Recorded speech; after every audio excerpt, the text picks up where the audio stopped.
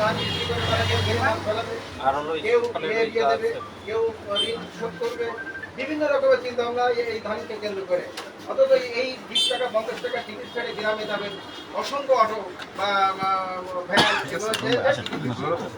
Ticket বিক্রি করে সর্বশান্ত 1 মাসের কথা বলে আসে, যেতে যেতে দেখা যায় 2 মাস, 2.5 মাস, 3 মাস পর্যন্ত একটা মেলা করতে পারে।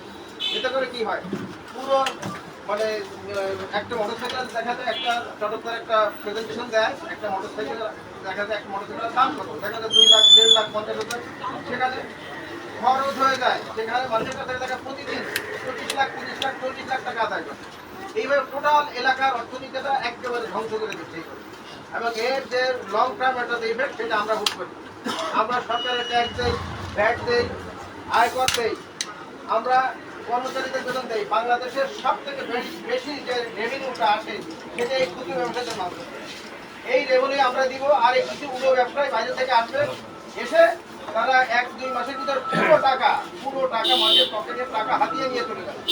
এই বেটা আমরা হতে দিব না, এটা আমরা হতে দিব না। আমাদের সামনে একটা ঈদের ছোটখাটো ঈদ আছে, সেই ঈদে তেমন কিছু কাছে কেনা হয় না, সেটাও শেষ করে দেবে আমাদের সব কিছুকে সামনে রেখে আমরা একত্রিত হয়েছি। আমরা কোনো মতে এই মেলা হতে দিব না। অন্ধকারে যে মেলাটা আয়োজন করতেছে প্রশাসন, তাদের সাথে আমরা জানিও না, আমরা এটা আয়োজন, আমরা এটাকে কোনো প্রতিরোধ করে দেবো। আমরা সবাই যদি একত্রিত হই, তাহলে আমরা সফল হতে চাই। এগুলো আমার বক্তব্য। বন্ধু ভাই কিছু করার জন্য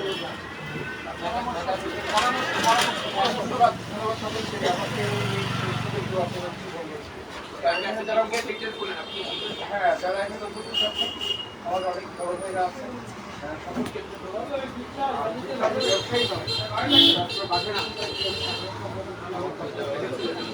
আমি ওই দিন আরো বন্ধুতে ছিলাম, আমি কথা বলেছি, ওই দিন আমাকে সুযোগ দিয়েছিলেন আপনারা। আজকে দেশের অফিসে গিয়েছিলাম আমি, আপনাদের সাথে আজকে কথা হয়েছে। আজকে কাজল যে কথাটি বললো, এটি হচ্ছে আমাদের উদ্বেগের একটা মূল বিষয়।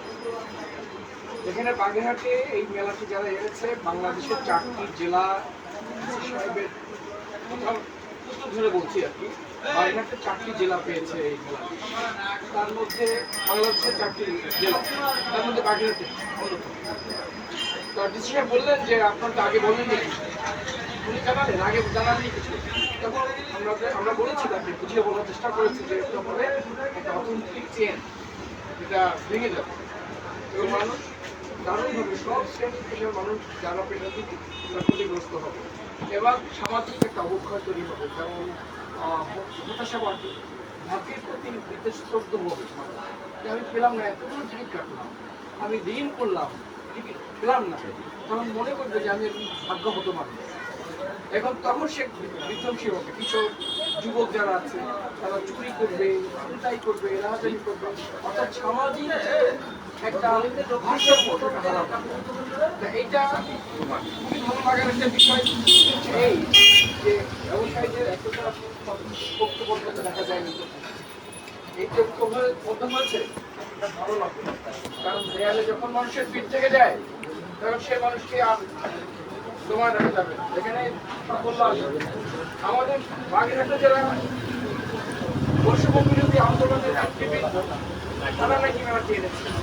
এই তারা অল্প বয়স, তারা বোঝে না, তারা হয়তো মনে করছে না যে মঙ্গল করছে, ভালো কাজ করছে, কিন্তু তাদের ওই অপরিণামদর্শী এই নেতৃবৃন্দ, তারা বাগেরহাটের যে একটা দারুণ কারণ হয়ে দাঁড়াবে এই মেলা, এটা তারা বুঝছে না। আরেকটি বিষয় হচ্ছে মেলাটি হতে পারতো যে আপনার বাগেরহাটে অনেকগুলো মেলা ইতিমধ্যে হয়ে গেছে। দরগার মেলা হয়েছে, বৈশাখী মেলা হয়েছে, পিঠা উৎসব হয়েছে, এরকম অনেকগুলো মেলা ইতিমধ্যে হয়ে গেছে।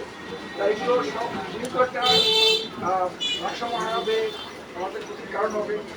যেহেতু আমরা মনে করি যে আন্দোলনের পদ্ধতি হতে পারে। প্রথমটি হচ্ছে বলা হয়েছে যে আপনি অনুমতি দেন, আমরা একটা আন্দোলন করি, তাহলে আপনি দেখাতে পারবেন যে ব্যবসায়ীরা আন্দোলন করছে, আমার কিছু করছে।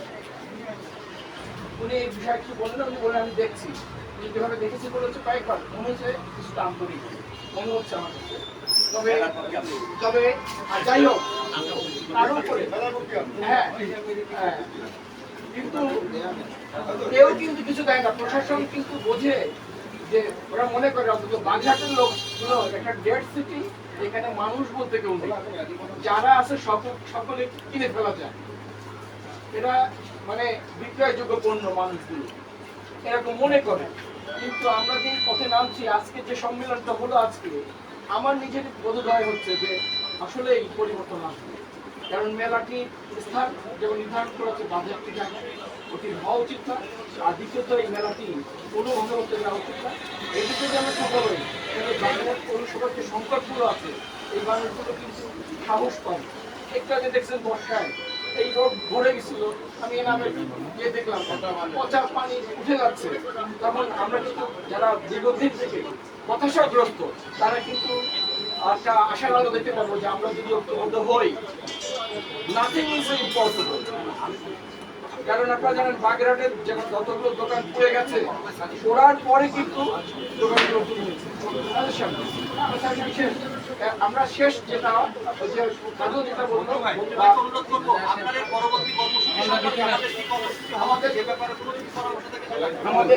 আমাদের এখন নেক্সট যে কর্মসূচি এটা হতে পারে যে আমরা প্রত্যেকে একটা কাজ করবো, যে আমরা 1 ঘন্টা দোকান বন্ধ করবো। 1 ঘন্টা সব সেটা জমির 1 ঘন্টা, এটা একটা ওয়ার্নিং, গুড অ্যালার্মিং যে আমরা 1 ঘন্টা দোকান বন্ধ করবো। এটা যদি কাজটা হয় আমরা কঠিন আছি। 2, তৃতীয়ত হচ্ছে দীর্ঘমেয়াদী দোকান বন্ধ, অর্থাৎ দেখালে 1 দিন অথবা 2 দিন বন্ধ হতে পারে। হয়তো কানে যাবে। এই যদি না হয় তাহলে মেলার ওই জায়গাকে আমরা সবাই মিলে গিয়েছি ওটাকে একদম রেজিস্টার দিয়ে আসবো। তার আগে আমার একটা পরামর্শ, বাগেরহাটের যে নেতৃবৃন্দ আছে, আমাদের সালাম সাহেব এবং সালিম সাহেবের সাথে তাদের যে নেতৃবৃন্দ, তাদের সাথে কথা বলে নিয়ে আমরা এই কাজটি করবো। হ্যাঁ, সবাই মিলে তার কিছু যাবো, মেলা হতে দেওয়া যাবে না। এটা আমার এই 4টি পরামর্শ। ধন্যবাদ মন্ত্রী ভাইকে। আমি এবার বক্তব্যের এ পর্যায়ে বিশিষ্ট মোবাইল ব্যবসায়ী আমাদের ছোট ভাই আবু বক্করকে পরবর্তী কর্মসূচি কি হতে পারে সুচিন্তিত মতামত সংক্ষিপ্তভাবে বলার জন্য অনুরোধ করছি। আমরা এখন কি প্রোগ্রাম নিতে পারি বা কি হতে পারে আমাদের নেক্সট কর্মসূচি? আমি বলছিলাম যে প্রত্যেকের কাছ থেকে পিন পয়েন্টটা জানতে হবে। পিন পয়েন্ট আমরা মানে 5 মিনিট 10 মিনিট কথা না বলে পিন পয়েন্ট মূল পয়েন্টটা আমার প্রোগ্রাম, তাহলে যদি আমাকে বলো, আমরা সেখানে ভিডিও করার জন্যই আসছিল, যেহেতু সারা বাগেরহাট বা সারা বাংলাদেশ বা বাকি জানার জন্য আসছি। মূলত হচ্ছে পিন পয়েন্টটা আপনারা নির্ধারণ করবেন কি করা উচিত। কিন্তু আমি এই মতো অবস্থায় আমি ধন্যবাদ জানাচ্ছি আমাকে শুধু সীমানা করে দেওয়ার জন্য। সেটা হচ্ছে বাগেরহাটে গৌরব নদীটা বিশাল একটা জায়গা ঘুরে আছে, যার জন্য বাগেরহাট শহর খুব ছোট। একটা সিডর এলাকা, একটা বন্যা কবলিত এলাকা, খুবই গরিব একটা এলাকা। রাস্তাঘাটের এমন কোনো রাস্তাঘাট, এমন কোনো স্থাপনা নেই, এমন কোনো অফিস আদালত নেই যে বাগেরহাট উন্নত। মূল কথা হচ্ছে বাগেরহাট একটা আবর্জনার মতো সমগ্র বাংলাদেশ আমাদের সেভাবে ঠিক করে। এত বছরে কোনো উন্নয়ন, যুগ যুগ ধরে কোনো উন্নয়ন হয়নি বাগেরহাটে। সেই একটা গরিব এলাকায় এই জাতীয় একটা কি বলে আপনারা বলেছিলেন বাণিজ্য মেলা নামে জুয়া, এটা আমাদের কয়েকজন বক্তা বলেছে, মূল কথাগুলো বলেছে। সেটা হচ্ছে এরকম যে এখানে মানে ধান পাট বিক্রি করা টাকাগুলো মানে ওরা আদায় নেওয়ার একটা দাবি। তো সেখান থেকে আমাদের কোনোভাবেই বাগেরহাটবাসী, বাগেরহাট এখানে প্রত্যেকটা ব্যবসায়ী মহলের ঊর্ধ্বতন ব্যক্তিত্ববর্গ বাগেরহাট এখানে মিলিত হয়েছে। তো আজকের এই মেসেজ প্রত্যেকটা ব্যবসায়ীর মেসেজ। আপনারা ব্যবসা বাণিজ্য পরিচালনা করবেন তাদের দিয়ে, বাগেরহাট টিকে থাকবে তাদের দিয়ে। আজকে যারা এখানে প্রতিনিধি হিসেবে এসেছে, প্রায় 40 জন প্রতিনিধি আমাদের এই রুমে রয়েছে। এই 40 জন প্রতিনিধি স্বর্ণ, রৌপ্য, সিট কাপড়, গার্মেন্টস, মোবাইল, ইলেকট্রনিক্স, সব ধরনের ব্যবসায়িক মূল এখানে নেতা নেতৃত্ব এখানে রয়েছে, সকল ব্যবসায়ী। সুতরাং এদের বাদ দিয়ে তো বাগেরহাটের ব্যবসা কল্পনাও করা যায় না। আমাদের মাঝে টুটুল ভাই রয়েছে, আমাদের মাঝে অনেক দামি দামি মানুষগুলো রয়েছে, সম্মানিত ব্যক্তিত্ব রয়েছে। আমরা তাদের মতামত শুনব, পরবর্তী পদক্ষেপ নিব। সুতরাং একটা কথা প্রশাসনকে জানিয়ে দিচ্ছি সকলের মাধ্যমে, সকলের পক্ষ থেকে, কোনোভাবেই এই অনৈতিক জুয়ার আসর বাগেরহাটের এই গরিব জায়গায় বসতে দেওয়া যাবে না। তার জন্য বাগেরহাট সকল ব্যবসায়ী যে পদক্ষেপ নিতে হবে সেই পদক্ষেপ নেবে। ধন্যবাদ। ধন্যবাদ।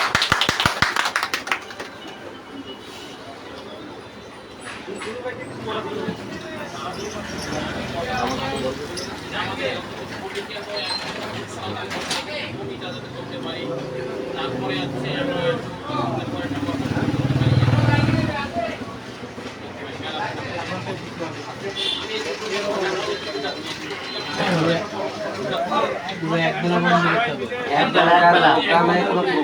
একবেলা বন্ধ করতে হবে, একবেলা, 1 ঘন্টা হবে না, একবেলা। এবং মাছ বাজার সহ কাঁচা বাজার সহ অন্য কিছুই থাকবে না। তাহলে প্রথম একদিন বন্ধ দিতে হবে বা হাফ বেলা দিতে হবে। সবাই কথা বলি, পার্সোনাল মিটিং গুলো শুরু হয়ে যায়, এটা করার সুযোগ দেওয়া উচিত না। আমরা এই বাগেরহাট শহরের সবচেয়ে বেশি চক্কর লোক, আমরা এমন দায়িত্ব পালন করবো যেখানে কোনো প্রকার আমাদের এবারে যেটা বলতে চাচ্ছি হলো, আপনাদের মধ্যে যে সুনিশ্চিত আত্ম মতামত দিলেন, যেটা আমাদের জন্য খুব উপকারে আছে। প্রত্যেকে আছেন 1 ঘন্টায় আসলে আমাদের এই সামনে একটু সামনে দিক যাবেন, ওই মাইক্রোফোনটা আপনি যদি দেখা যাবে। পরিচয় দিয়ে, আপনার পরিচয় দিয়ে, আপনার ব্যবসায়িক পরিচয় দিয়ে আপনি কথাগুলো বলবেন প্রত্যেকে। সরি, আমি ওই পিছনে আমাদের এখানে একটা কথা হচ্ছে যে 1 ঘন্টা আমরা বিরতি রাখবো। আসলে 1 ঘন্টায় আমার মনে হয় যে 1 ঘন্টায় কোনো কর্মসূচি আদৌ কোনো কি হবে না, ফলপ্রসূ হবে না। আমরা যদি একবেলা রাখি তাহলে এটা সবার নজরে আসবে, এবং এটা আমরা কাঁচা বাজার থেকে শুরু করে আমরা মাছ বাজার শুরু করে আমরা বাগেরহাটের মুদি আমাদের যত ব্যবসায়ী আছে আমরা সব বন্ধ রাখবো। এটা মনে হয় করতে পারলে আমরা মনে হয় সাকসেস হবো। পার্ট বাই পার্ট নেন। ধন্যবাদ, ধন্যবাদ।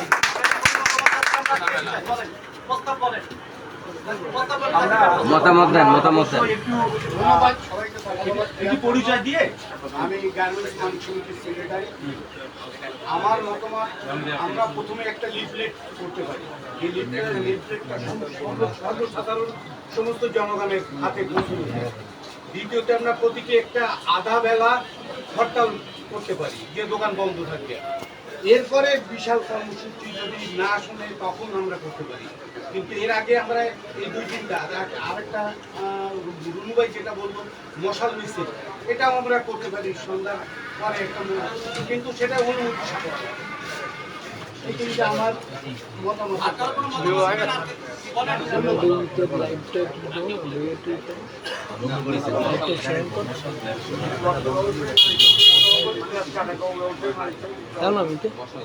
আমার বক্তব্য এরকম যে যেখানে ব্যবসাদের এখনো ওয়ালে পিছিয়ে গেছে, সিদ্ধান্ত নিতে হবে। সেক্ষেত্রে সবাই ব্যবসা শুরু করতে। আমার মত, একবেলা দোকান বন্ধ করে সাথে সাথে আমরা একটা মিছিল করবো। যেমন সেদিকে মিছিলটা হচ্ছিল আপনার প্রেস ক্লাবের সামনে, মানববন্ধন স্বতঃস্ফূর্ত সহকারে কিন্তু সবাই উপস্থিত হয়েছে। আমার মতামত যে আমরা একবেলা দোকান বন্ধ করে এবং সাথে সাথে সবাই একটা মিছিল করবো বাগেরহাট টাউন প্রদক্ষিণ করবো। এটাই ভালো, এটাই ভালো। হ্যাঁ,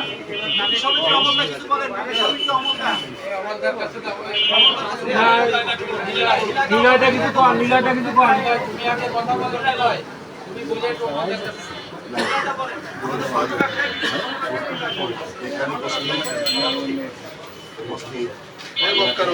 আমি দেখছিলাম তোমার লাইভ এবং আমি মনে করি অর্থনীতি চালিত শক্তি হচ্ছে আমরা ব্যবসা। এখানে আমরা মৎস্য হোক, ধার্মিক হোক, অন্যদের হোক, সব ব্যবসায়ী চালিকা শক্তি।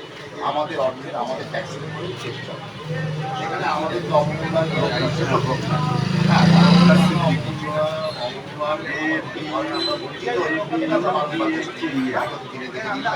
জীবনে আমরা ব্যবসা করি, আমাদের বিভিন্ন সময় আমাদের